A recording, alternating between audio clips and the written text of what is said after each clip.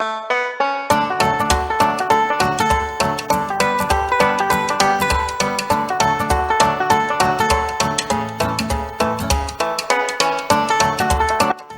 פיקוד מרכז יהודה פוקס הוצג כהיטלר.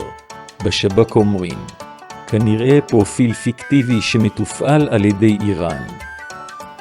מעניין, איך זה בשב"כ? הבינו שהחשבון שייך לאיראן. סתם ככה, לעולם לא אפשר לדעת של מי החשבון הזה. רק פייסבוק יודעת את כתובת המשתמש, אבל פייסבוק לעולם לא תפתח את כתובת המשתמש.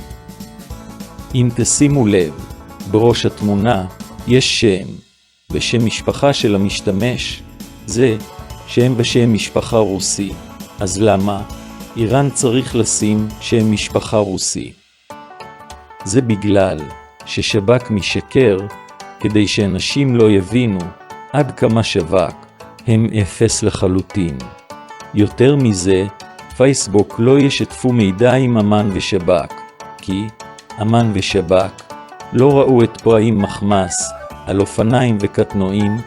אמ"ן ושב"כ נתנו לחמאס לעבור את גבול ישראל על אופניים וקטנועים.